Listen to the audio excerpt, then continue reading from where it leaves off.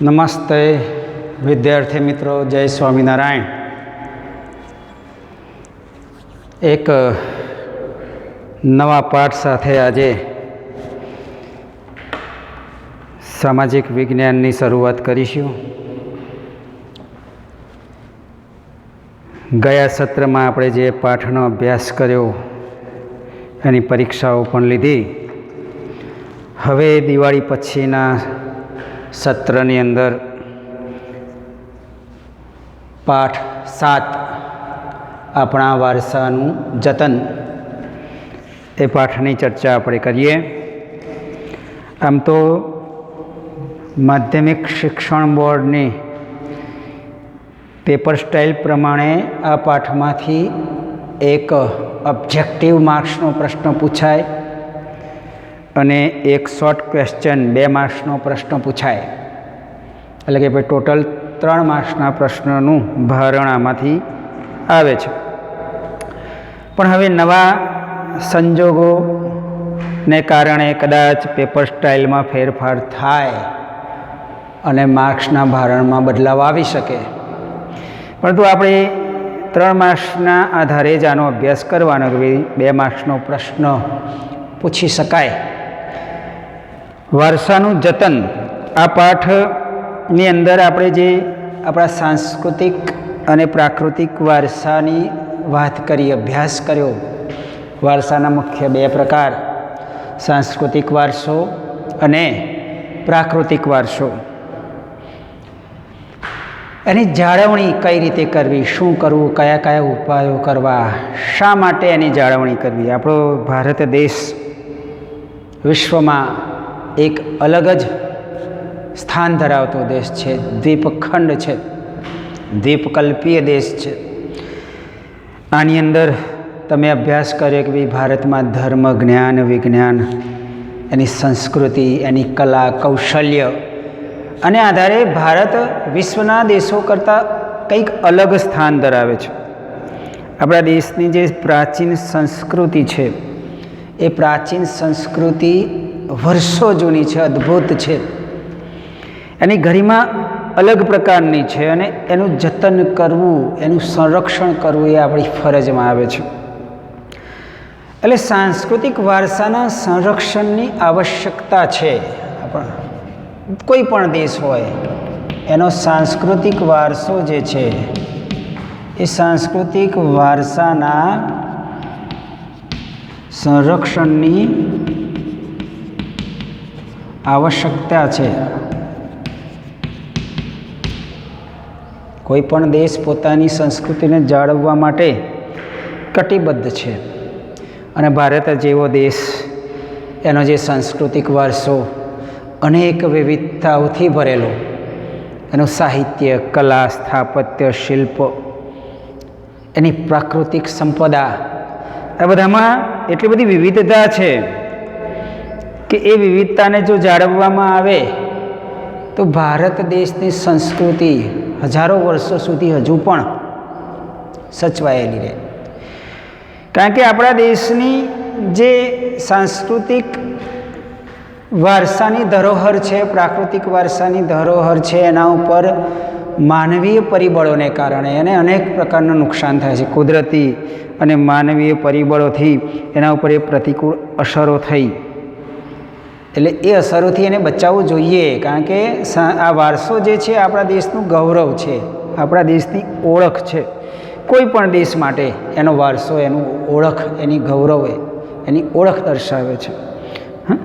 અને એના માટે આપણે હકારાત્મક દૃષ્ટિકોણ કેળવવો જરૂરી છે। હજુ પણ ઘણા એવા લોકો છે, એવા ગામડાઓમાં તમે જાઓ તો પોતાના પૂર્વજોએ બનાવેલા મકાનો, એમના ફર્નિચર, એમના દરવાજા, આ બધું સાચવી રાખે છે, પોતે ગૌરવ લે છે કે ભાઈ અમારા બાપ દાદાઓએ આ હવેલી બનાવી છે, મકાન બનાવેલું છે, એનું રિનોવેશન થાય છે, પણ એને જાળવીને એ લોકો કરતા હોય છે। પોતાની પૂર્વજોએ કરેલા ગૌરવપૂર્ણ સ્થાપત્યોને, કલા વારસાને આવનારી પેઢી જોઈ શકે અને એમાંથી કંઈક પ્રેરણા લે, એના માટે આપણા દેશના આ સાંસ્કૃતિક વારસાને જાળવવાની આવશ્યકતા છે। એને આપણી બેદરકારીથી નુકસાન ન થાય એ આપણે એની તકેદારી રાખવી જોઈએ. એટલે કે ભાઈ સાંસ્કૃતિક વારસાના સંરક્ષણની અનિવાર્યતા છે. શા માટે ઊભી થઈ એવો પ્રશ્ન પણ પૂછાય કે ભાઈ સાંસ્કૃતિક વારસાના સંરક્ષણની અનિવાર્યતા શા કારણે ઊભી થઈ? કોઈ પણ દેશની ઓળખ એનો વારસો છે એ આપણે સમજીએ છીએ કે ભાઈ વારસો એ કોઈ પણ દેશની ઓળખ છે. કોઈ પણ દેશમાં તમે જાઓ, નેપાળમાં જાઓ તો નેપાળ એ પ્રકૃતિથી સૌંદર્યથી ભરપૂર છે ને ત્યાંના કાષ્ઠમંડુઓ લાકડાના મંદિરોથી એ હર્યું ભર્યું છે. એ એની ઓળખ છે, એની પ્રાચીનતા એની ઓળખ છે. કોઈ પણ નગર, રાજસ્થાનમાં જાઓ તો રાજસ્થાનના કિલ્લાઓ જે છે, ભવ્ય કિલ્લાઓ, ભવ્યથી ભવ્ય કિલ્લાઓ જે છે, બાંધકામો છે, રાજા મહારાજાઓની વીરતાની વાતો છે, એની ઓળખ છે જે તે પ્રદેશની. તો એ જળવાવી જોઈએ. અને જે કોઈ પણ દેશ પોતાના પ્રાચીન સ્મારકો, પ્રાચીન વારસાનું ગૌરવ નથી કરતો, એનું સંરક્ષણ નથી કરતો, એની રક્ષા નથી કરતો, એ દેશનું ભવિષ્ય ધૂંધળું થઈ જાય છે. એટલે આપણા કોઈ પણ દેશ, અને ભારત જેવો દેશ અતિ સમૃદ્ધ દેશ છે, એનો જે વારસો છે, આપણી જે તમે જુઓ છો કે ભાઈ આપણી પ્રાચીન ભાષાઓ, પ્રાચીન રીત રિવાજો, પરંપરાઓ હવે આપણે ભૂલવા લાગ્યા છીએ. અને એની અસર આપણને વર્તાતી હોય એવું લાગે છે. આપણી જે ખાનપાન પદ્ધતિ બદલાઈ ગઈ, ઋતુ આધારિત દિનચર્યાઓ જતી રહી, એના કારણે આપણા આરોગ્ય ઉપર અસર થાય, એ બધું આપણો વારસો છે. તો આ આપણો જે વારસો છે, દેશનો સાંસ્કૃતિક અને પ્રાકૃતિક વારસો, એને થતા નુકસાનથી અટકાવવા માટે લોકોમાં જાગૃતિ લાવવી જરૂરી છે. કારણ કે વારસો એ આપણો પથદર્શક છે. આપણા પૂર્વજોએ જે કંઈ પણ કર્યું, જે કંઈ પણ નિર્માણ કર્યું, જે કંઈ પણ નિસર્જન કર્યું, એ આપણને માર્ગ દર્શાવે છે, આપણને ગૌરવ આપે છે, પ્રેરણા આપે છે. અને એના સંરક્ષણ માટે ફક્ત એકલી સરકાર જ કાર્ય ના કરી શકે. આપણે પણ પોતે દેશના નાગરિક તરીકે એને જાળવવાની ભૂમિકા દર્શાવવી જોઈએ. આપણા દેશના જે કંઈ પણ સ્થાપત્યો હતા એના ઉપર વિદેશી પ્રજાઓએ આક્રમણો કર્યા, ભયંકર નુકસાન થયું. ભારત સરકારે એનું સમારકામ પણ કર્યું છે.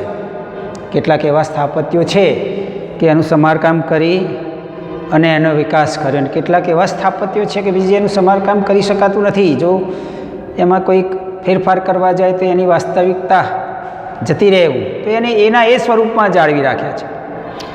અને એના માટે આપણા વિશ્વ વારસાના જે સંરક્ષણ માટે વિશ્વ સંસ્થા ઊભી કરવામાં આવી છે, યુનેસ્કો, સંયુક્ત રાષ્ટ્ર જે છે એના દ્વારા યુનેસ્કો નામની સંસ્થાએ યુનેસ્કો વિશ્વના આવા પ્રાચીન સ્મારકોને જાળવવા માટે એની નોંધ કરે છે.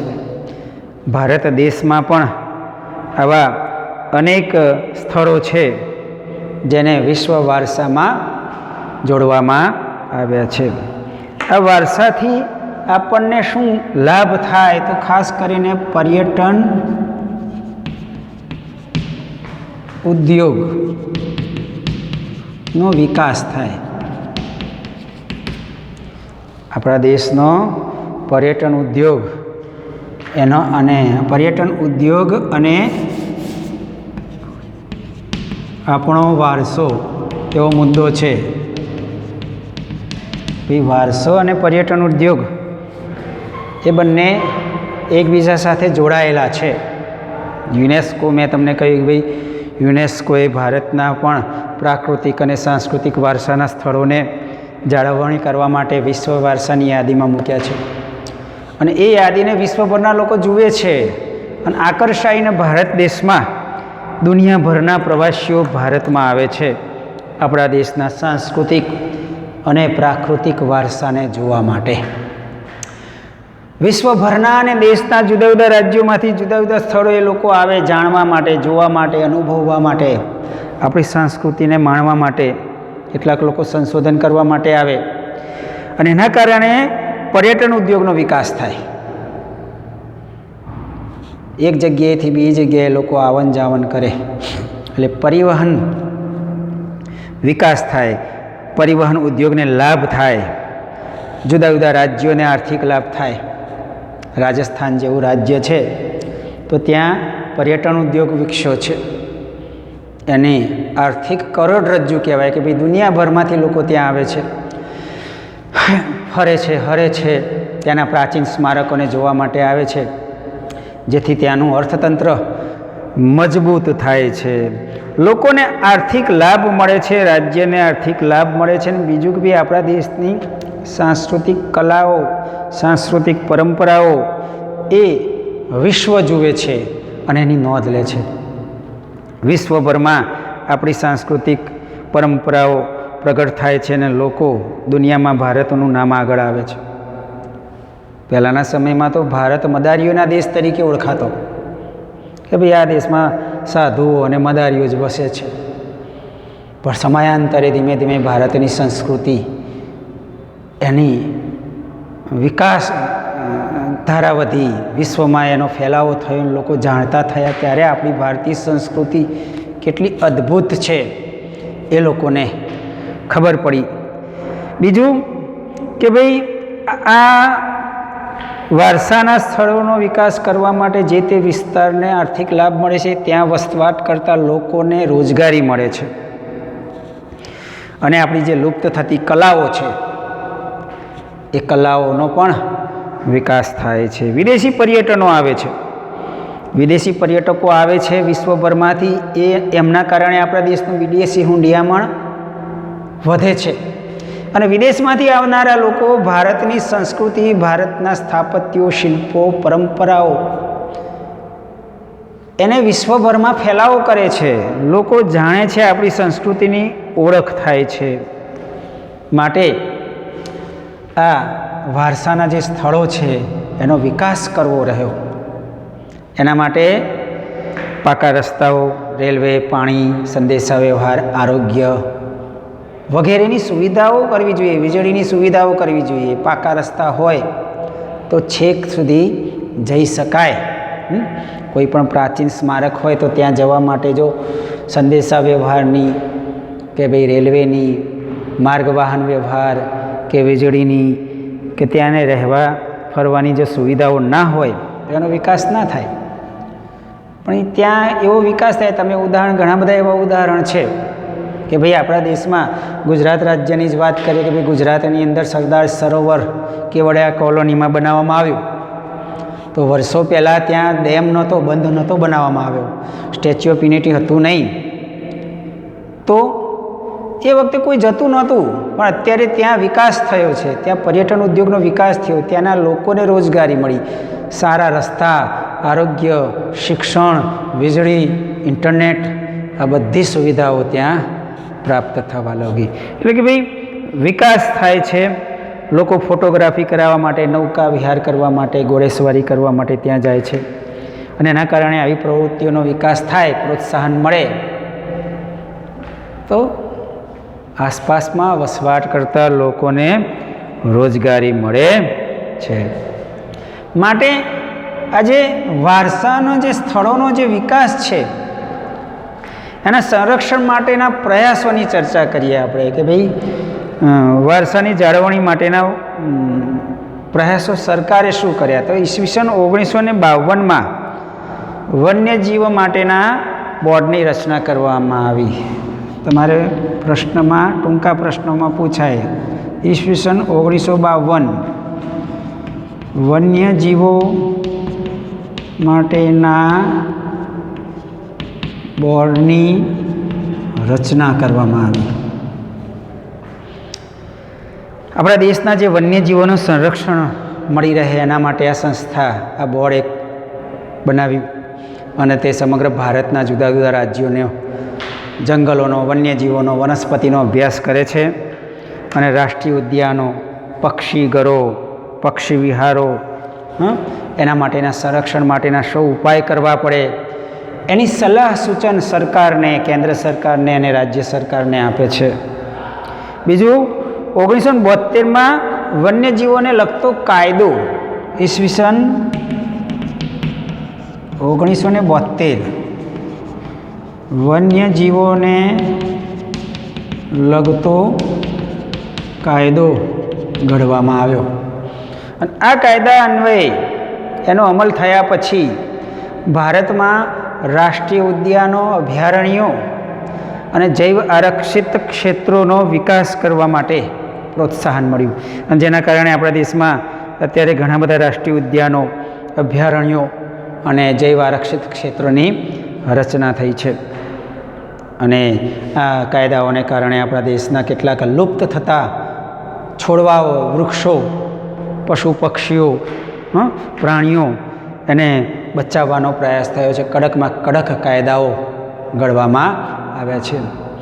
એ સિવાય 1883ની અંદર સ્થપાયેલી એક સંસ્થા છે મુંબઈ પ્રાકૃતિક ઇતિહાસ સમિતિ.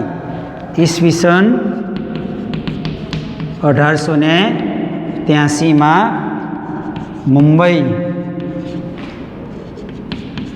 પ્રાકૃતિક ઇતિહાસ સમિતિની રચના થઈ. આ સંસ્થા અતિ પ્રાચીન છે, જૂનામાં જૂની સંસ્થા, અને એ સંસ્થા દ્વારા પણ ભારતમાં પ્રાચીન જે પ્રાકૃતિક સ્થળો છે એને સાચવવા માટે પ્રયત્નો કરવામાં આવે છે. એવી કેટલીક સરકારી અને બિનસરકારી સંસ્થાઓ છે, જેમ કે નેચરલ ક્લબ અને ગીર ફાઉન્ડેશન નામની સંસ્થાઓ, જે આપણા પ્રાચીન વારસાના, પ્રાકૃતિક વારસાના જે સ્થળો છે એની જાળવણી કરે છે.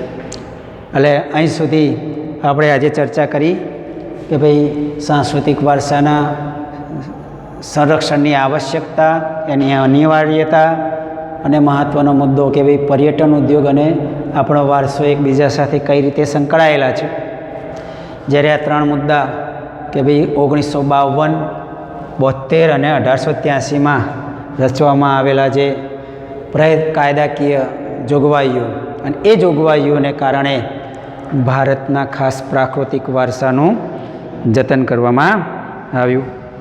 જય સ્વામિનારાયણ.